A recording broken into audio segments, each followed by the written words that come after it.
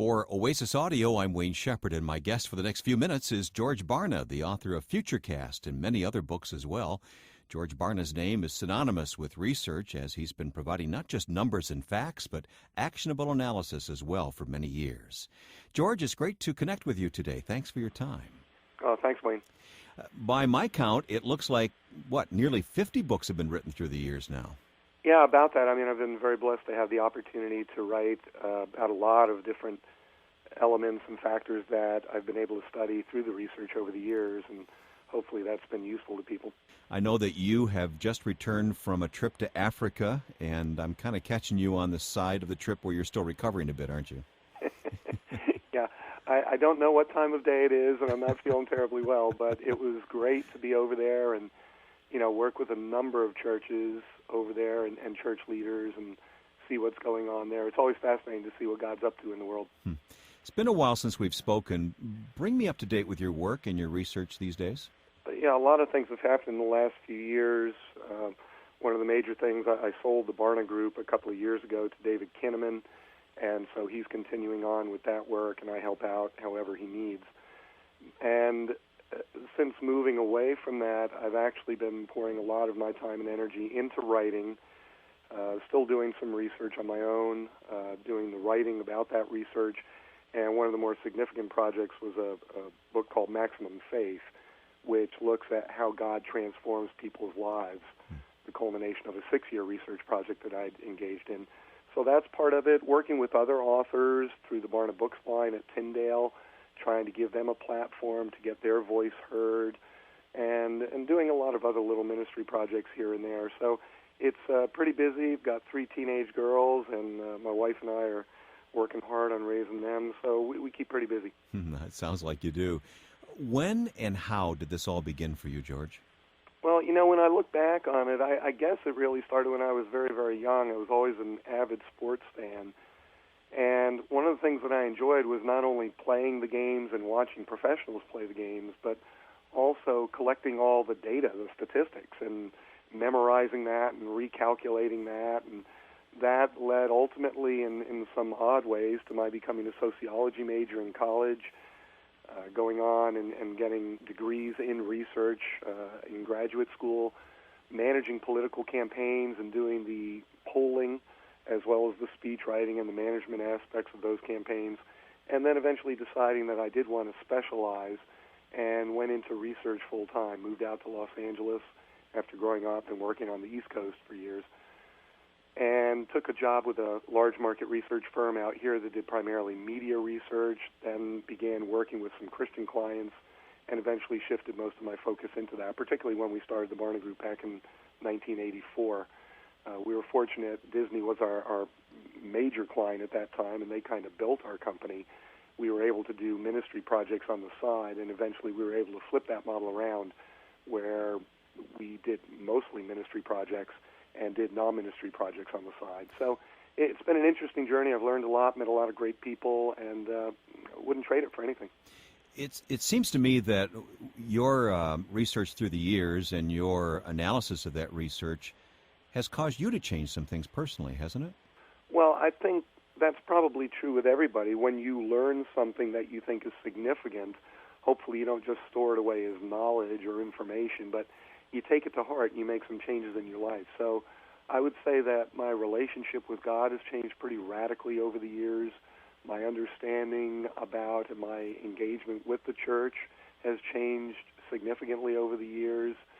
The way that I view many of the topics that I look at and spend a lot of time studying, such as leadership or media and communications and technology or discipleship. I mean, all of those things have changed very substantially as I've had the opportunity to do more and more research on them and talk with a lot of people and, test a lot of things really through a lot of churches and other ministries. And, hopefully we've learned a lot of positive things over the year that have moved the ball forward. Mm-hmm. Much of what you've written has focused on organized religion, and not all of it has been welcomed by, I guess, what you would call the establishment. But how have you moved forward, and what changes are you still seeing need to be made? Wow. We could fill up a few CDs just talking about that. But I think there are several dominant areas that really need a lot more attention than they get. One of those has to do with the very nature of leadership that we see in our ministries today. A second one has to do with the extraordinary influence that the media have on people's understanding of reality and how they respond to that reality. A third element has to do with the integration of faith into life, rather than just having it as one dimension among many and we turn to it every Sunday morning, which is what most American Christians still do. We need to get to the place where, because we have a biblical worldview, which very few do, we are able to take our faith into every dimension, every thought, every word, every action of our lives, and see how our faith affects those aspects of our lives. Another element that needs a lot of help, of course, would be family and how we raise our children. That continues to be an area that's in dramatic change. Nobody quite understands where it's going, but it's one of the most significant areas. And I think churches are really struggling. Individual Christians are really struggling with that whole dimension. And frankly, just understanding how God does transform lives and being able to cooperate with him in that process more effectively, I think, is also another one of the critical areas. Mm-hmm. Let's talk about Futurecast, what today's trends mean for tomorrow's world. Is it a little dangerous to be forecasting the future, maybe just a little bit? Well, it always is, and it's one of the things I point out in the book is that you're not going to be reading these outrageous forecasts about, in the year 2100, this is what it's going to look like. Right now, what we know is that our society essentially reinvents itself every 3 to 5 years. So if you're trying to create plans for 10, 15, 20 years down the line, lots of luck. It's really difficult to see more than a couple of years down the horizon. And even a lot of those estimates and projections go astray, particularly because of a lot of the new technologies that are coming on board that we don't see coming, that we don't know are going to happen. And so you've got to be very cautious about making outlandish predictions.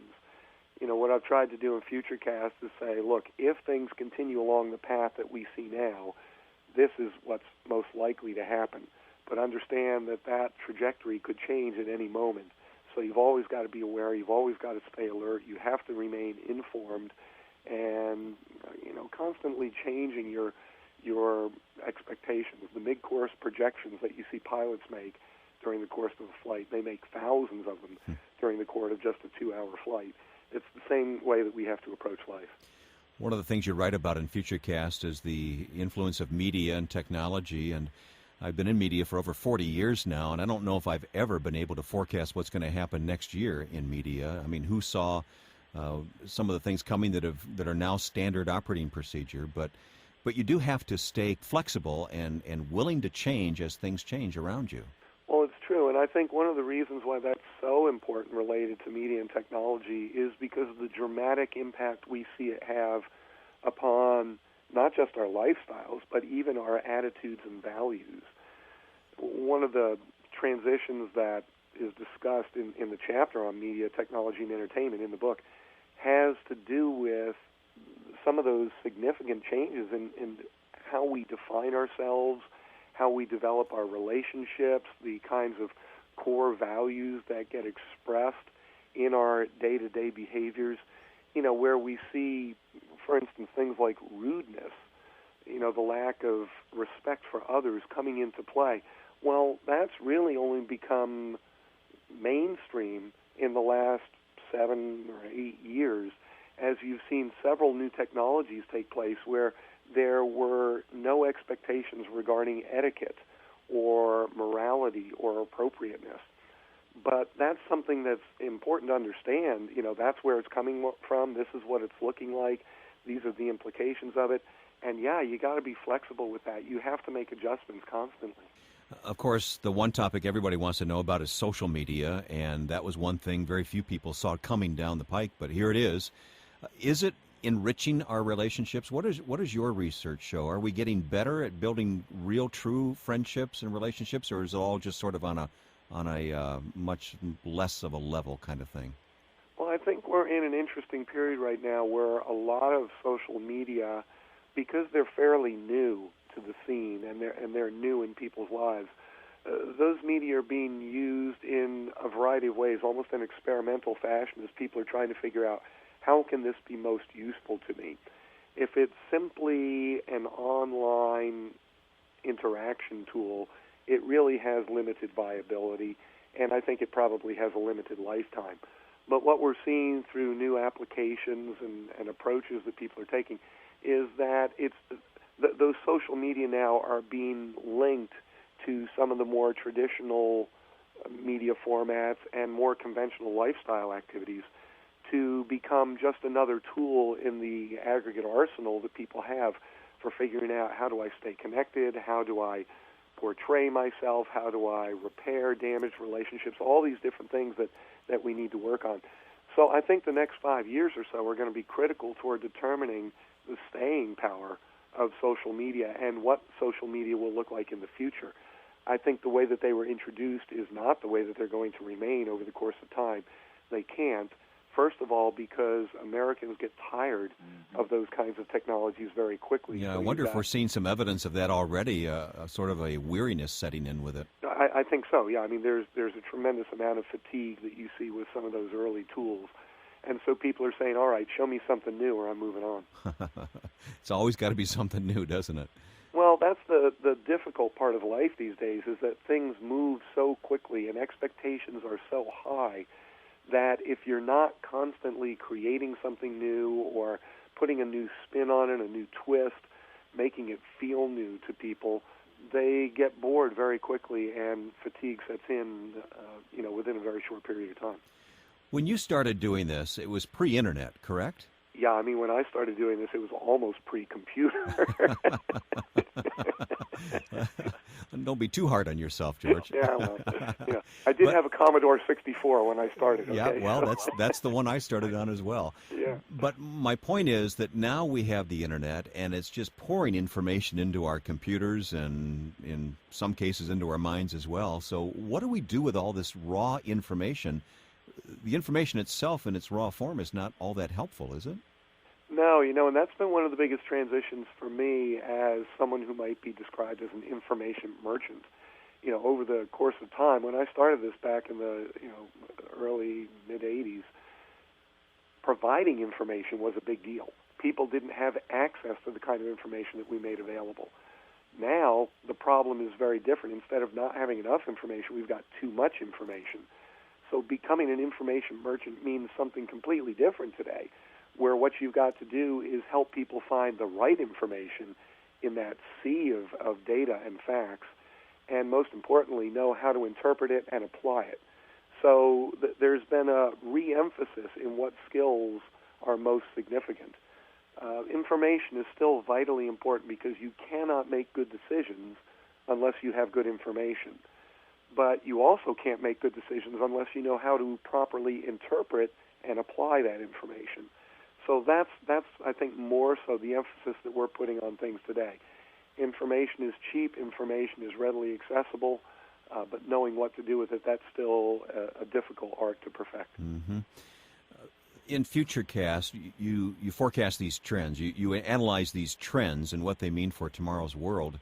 Just because something is a trend, does that mean we're powerless to do anything about it? Well, there are different types of people in terms of how they interact with information, and the ones that really make the biggest difference are not the ones who wait until something's in place and then try to change it.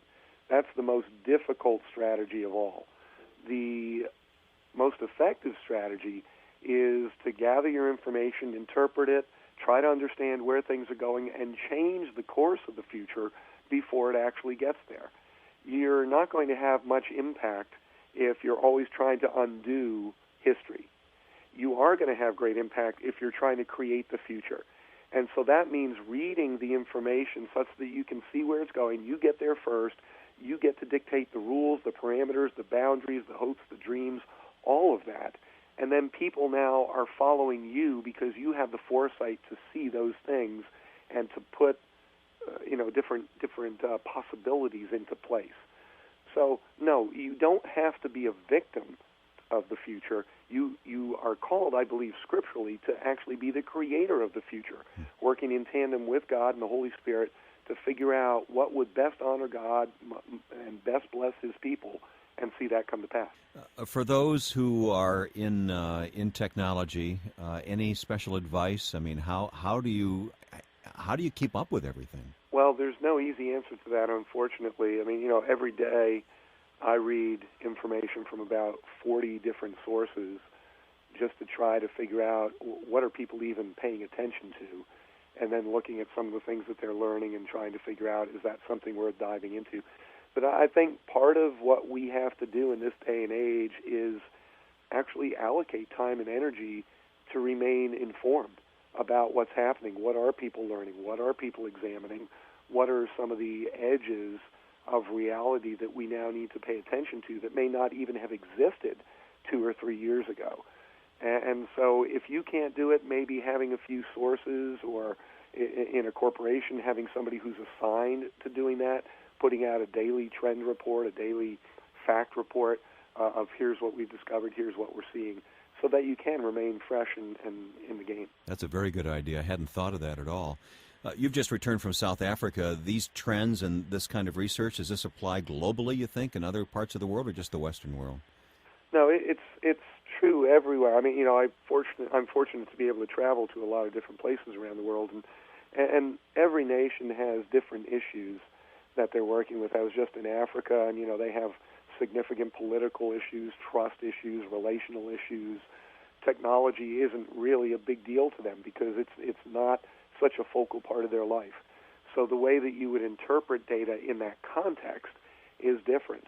But the availability of all of these things, the understanding and awareness of all of these issues that are germane throughout the world is very important. One of the things that we look at is what's happening in China, what's happening in Brazil, what's happening in India.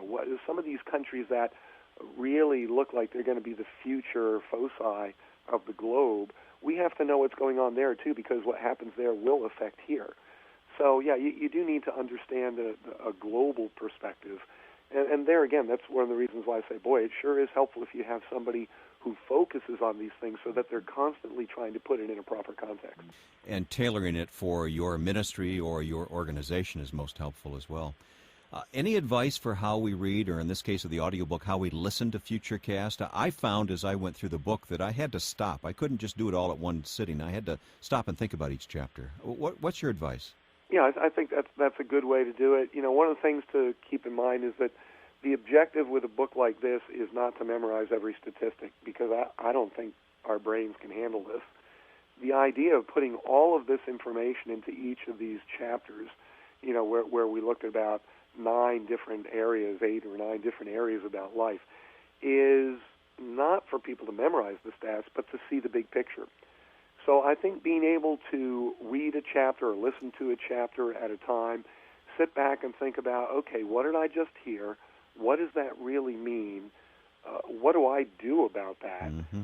Who do I need to inform about this? Because I can't deal with this alone. I've got to be in partnership with others in trying to handle all of this. I think that's a good way to do it. The idea in all of this is never just to amass information. It's to try to answer the one question that's been my main question for over 30 years now. Every study I do, I'll get hundreds of thousands, if not millions of data points coming out of the study. And my question is, so what? 18% this, 36% that, 97% this, 2% that. So what? What difference does it make? Knowing that should change something. What should it change? How should it change it? Or is it irrelevant? Is it just noise that I need to say, well, that's interesting, but it's not terribly useful? Yeah. Learn to filter, huh? Well, it's true. I mean, that was one of the key lessons that I had to learn early on as a researcher, is that there's a big difference between getting information that's interesting and information that's useful. And even as I look at market research companies today, I think that's one of the things that differentiates them, is that there are some companies that I think are outstanding because they've learned, this question here, as fascinating as it may be, ultimately you can't do anything with that information. So unless you're just trying to capture people's attention, it's not worth investing money in that question. But this question over here, not terribly sexy. Nobody's going to jump up and down when they hear that number. But you know what? That has the potential to change lives. And so that's what you need to focus on. Yeah, the magic is sorting all that out, isn't it? It really is. Where can we go online to follow you more closely, George? Well, one of the places is on MaximumFaith.com, where we're looking at a lot of the ministry applications of these kinds of things. Another source would be GeorgeBarna.com, which is where I have a blog site. I'm not very good about keeping up with blogs. I marvel at people who have stuff they write every day. I just don't have that many insights, and so I don't write that often. But GeorgeBarna.com. And then, of course, I'm still connected with the Barna Group, so you've also got Barna.org. So those three places are probably the best ones to track me. Those sound great. And by the way, maybe you need to hire somebody to write those blogs for you, a ghost blogger, huh? I don't think so. No, I think there's enough information on the internet as it is. That takes the authenticity right out of it, doesn't it? Yeah. George Barna, the author of Futurecast, What Today's Trends Mean for Tomorrow's World, the latest audiobook from Oasis Audio. And, George, I sure appreciate your time. God bless you. Hope you're feeling better after that long trip. Thanks so much, Wayne. For Oasis Audio, I'm Wayne Shepherd.